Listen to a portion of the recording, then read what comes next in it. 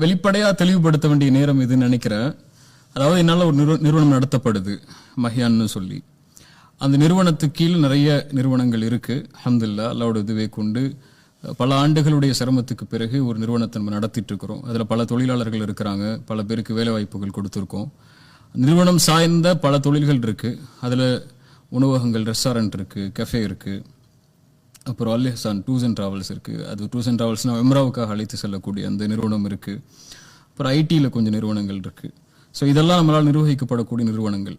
இந்த முழு நிறுவனங்களும் என்னால் நடத்தப்படக்கூடியது தான். இந்த அரசாங்கத்துக்கு உட்பட்டு நேர்மையாக வரி கட்டி, ஜிஎஸ்டி கட்டி, ஐடி ஃபைல் பண்ணி, கணக்கு வழக்குகள், இது எப்படி இந்த நிறுவனம் ஆரம்பிக்கப்பட்டுச்சு, எந்த முதலீடு கொண்டு ஆரம்பிக்கப்பட்டுச்சு, எல்லா டாக்குமெண்டேஷனும் கவர்மெண்ட் ரீதியாக நம்மள்கிட்ட தெளிவாக அல்ஹம்துலில்லாஹ் இருக்கு. இந்த நிறுவனங்களுக்கும் மற்றவங்களுக்கும் எந்த சம்பந்தமோ, எந்த ஒரு தொடர்போ, வியாபார ரீதியான தொடர்போ அல்லது வியாபார ரீதியான முதலீடோ என் தரப்பு அல்லாத மக்கள்கிட்ட இருந்து இல்லை. அல்லாஹு அலம், அல்லாஹ் அறிந்தவன். சில நேரங்களில் வாழ்க்கை சில பாடங்களை, சில அனுபவங்களை சத்தமாக தான் சொல்லிக் கொடுக்கும் அல்லது கடினமாக தான் சொல்லிக் கொடுக்கும். ஆனால் இந்த மாதிரி விமர்சனங்கள் வரும்போது அல்லது இந்த மாதிரியான கேள்விகளை நோக்கி வரும்போது ரெண்டு விஷயத்தை நான் நீங்க மேல் சொன்ன அந்த கேள்வியை இணைச்சு சொல்றேன். இப்படி விமர்சனங்கள் வரும்போது என்னோட நிலைப்பாடு எப்படி ஆகும்னா, மார்க்கத்தை படிக்க ஆரம்பிப்பேன். மார்க்கம் இதில் எப்படி நம்ம நடந்துக்க சொல்லுது, இப்படி ஒரு பிரச்சனைகளோ விமர்சனங்களோ இந்த மாதிரி கேள்விகளோ வரும்போது எப்படி நடந்து கொள்ளணுங்கிற ஒரு எண்ணத்தை படிக்க ஆரம்பிப்பேன். இப்போ ரெண்டு விஷயத்த இன்னைக்கு நான் படித்தேன். அல்ஹம்துலில்லாஹ் அல்ஹம்துலில்லாஹ்ங்கிற ரெண்டு வார்த்தை அதுக்கு போதுமானதாக இருக்கும். ஒரு அல்ஹம்துலில்லாஹ் எதுக்குன்னா, அபூ தர்தா ரலியல்லாஹு அன்ஹு ரசூலுல்லாஹி ஸல்லல்லாஹு அலைஹி வஸல்லம் உடைய தோழர். அவர்கிட்ட கேட்பாங்க, அபூ தர்தா, மக்கள் சில நேரம் நான் அவங்கள்ட்ட நடக்கும்போது இலைகளில் நடக்கிற மாதிரி இருக்கு எனக்கு, சில நேரம் மக்கள்கிட்ட நடக்கும்போது முள் மேல நடக்கிற மாதிரி இருக்கு. ரெண்டு காலத்தையும் நான் சந்திக்கிறேன். சில நேரம் அவங்க அநீதமா நடந்துக்கிறாங்க, நானும் அநீதமா நடந்துடுறேன். அல்லது அநீதமா நடக்காம விட்டாலும் அவங்க என்னை விட போறது இல்லை, விட மாட்டேங்கிறாங்க. எப்போதுமே என்ன தொந்தரவு கொடுத்துக்கிட்டே இருக்கிறாங்க. அல்லது என்னை பத்தி விமர்சனங்களோ, என்னை பத்தி சிந்தனைகளோ, என்னை பத்தி எதிர்ப்புகளோ வந்துகிட்டே இருக்கு மக்கள்கிட்ட இருந்து. நான் என்ன எப்படி எதிர்கொள்றதுன்னாங்க. அல்லது என்னுடைய மானத்தை பத்தி பேசுறாங்க, எனக்கு என் சம்பந்தம் இல்லாத விஷயங்கள் என் மேல திணிக்கிறாங்க, என் மேல அவதூறுகளை தூக்கி போடுறாங்க. அபூ தர்தா சொன்னாங்க, கடன் கொடுத்துருங்க உங்களுடைய மானத்தை அவங்கள்ட்ட. வறுமைன்னு ஒரு நாள் வரும். வறுமைன்னா தெரியுது இல்ல, பஞ்சம், பட்டினி, வறுமை, இப்படி ஒரு நாள் உனக்கு வரும்.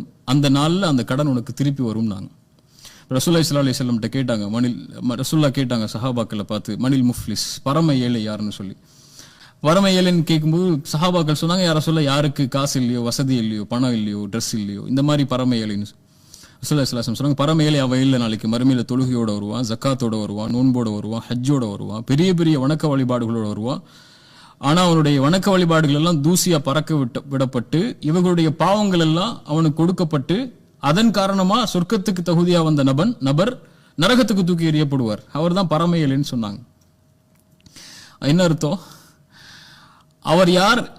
இவரை பத்தி அவர் பேசியிருப்பார், அதனால அவர் நன்மை அவருக்கு கொடுக்கப்படும். அல்லது இவருடைய மானத்தை பத்தி பேசியிருப்பார், நன்மை அவருக்கு கொடுக்கப்படும். இப்படி அவர் நன்மைகளை சம்பாதிச்சு சொர்க்கத்துக்கு தகுதியா இருந்தவர் நரகத்துக்கு தூக்கி போடப்படுவார்னு சொன்னாங்க. ரெண்டு அல்ஹம்துலில்லாஹ். ஒன்னு அல்ஹம்துலில்லாஹ், அல்லாஹ் நம்மள ரசூலுல்லாஹி ஸல்லல்லாஹு அலைஹி வஸல்லம் சந்தித்த அதே சோதனைகளை, அதே விமர்சனங்களை, அதே அவர்கள் மீது இல்லாத பழி சொல்ல போடும்போது அவர்கள் எப்படி எதிர்கொண்டாங்களோ, எப்படி ஆயிஷா ரலியல்லாஹு அன்ஹா எதிர்கொண்டாங்களோ, எப்படி அலி இப்னு அபி தாலிப் எதிர்கொண்டாங்களோ, இப்படி மானம் சம்பந்தப்பட்ட விஷயத்துல அல்லது அவங்களுடைய கண்ணியம் சம்பந்தப்பட்ட விஷயத்துல அவங்களுக்கு தகுதி இல்லாத ஒரு அவதூறு அவர்கள் மேல போடப்படும் போது எப்படி அவங்க எதிர்கொண்டாங்களோ, அப்படி எதிர்கொள்ளக்கூடிய நிலைமையில அல்லாஹ் அந்த சோதனையை கடக்கக்கூடிய நிலைமையில அல்லாஹ் நம்மளே வச்சிருக்கிறதுக்கு அல்ஹம்துலில்லாஹ். ஆமா, அது பெரிய அல்ஹம்துலில்லாஹ்ல. அப்படி ஒரு சோதனையை சந்திக்கிறதுக்கு அல்லாஹ் வாய்ப்பு கொடுக்குறான்ல. அப்படி ஒரு சோதனையில வரும்போது, உன் கண்ணியத்துக்கு இழுக்கு வரும்போது நீ எப்படி கண்ணியமா நடந்து கொள்றன்னு தான் ரசூலுல்லாஹ் கற்றுக் கொடுத்தாங்க. எவ்வளவு கண்ணியத்துக்கு குறைவா அந்த சமூகம் அவங்களை நடத்தினாலும் அவங்க நடத்தினது கண்ணியமா தான், அவங்க பேசினது கண்ணியமா தான், அவங்க அதை எதிர்கொண்டது கண்ணியமா தான். அதுக்கு அல்ஹம்துலில்லாஹ்.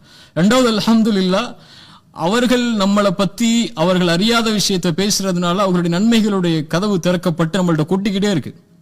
பேசட்டுமே, இன்னும் பேசட்டும், இன்னும் எவ்வளவு பேச முடியுமோ பேசட்டும். கட்டாயமா ஒதுக்கப்பட தானே செய்வாங்க. அதாவது ரெண்டு விஷயம் இருக்கு. இன்னைக்குள்ள சூழல்ல ஒரு சத்தமான குரல்னு சொல்லி எந்த ஒரு குரலும் இல்லை சமூகத்துல. நம்ம தலைமுறையில ஒரு 5 வருஷம் அல்லது 10 வருஷம் முன்னாடி இருந்த சத்தமான குரல்கள் எல்லாமே விமர்சனங்களாலேயே அல்லது அவர்கள் மேல போடப்பட்ட பழிகளாலேயே ஒழிக்கப்பட்டுடுச்சு. அந்த பழிகளும் அந்த இழுசொல்களும் யாரால போடப்பட்டுச்சு? எதிர்த்தரப்புல இருக்கக்கூடிய மக்களால் அல்ல, நம்ம மக்களாலே போடப்பட்ட அவதூறுகளால, நம்ம மக்களே அவர்கள் மேல சொன்ன பழிச்சொல்களால, அவங்க செஞ்ச பாவங்கள், சில பாவங்கள் எடுத்துக்கொண்டு அவங்கள விமர்சிச்சதுனால அவங்களுடைய குரல் இன்னைக்கு இல்லை.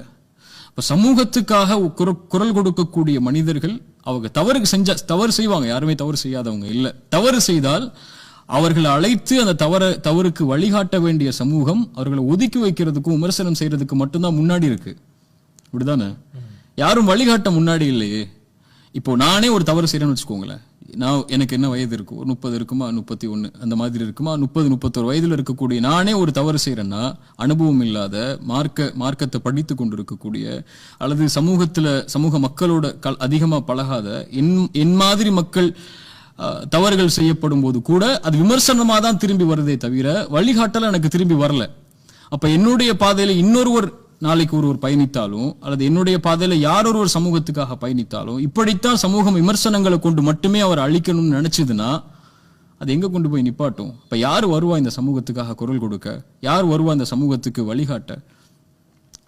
அவர்களுடைய தவறுகளை கண்ணியமான முறையில் திருத்த வேண்டியதான் நம்முடைய பொறுப்பை தவிர தவறுகளை கொண்டு ஒதுக்கி வைக்கிறது நம்மளுடைய கடமையும் இல்லை, வேலையும் இல்லை. இப்ப சமூகம் இதுல கொஞ்சம் மாறணும்னு நினைக்கிறேன். ஏன்னா ஒரு அழைத்தால் ஒரு பெரிய பலமிக்க ஒரு கூட்டம் கூடக்கூடிய நிலைமைக்கு இந்த சமூகம் இருந்துச்சு. ஆனா இன்னைக்கு யார் அழைத்தாலும் அப்படி ஒரு பலமிக்க ஒரு கூட்டம் கூட முடியாத அளவுக்கு தலைமைத்துவம் இல்லாத, சப்தம் இல்லாத ஒரு சமூகமா நம்ம இருக்கிறோம்.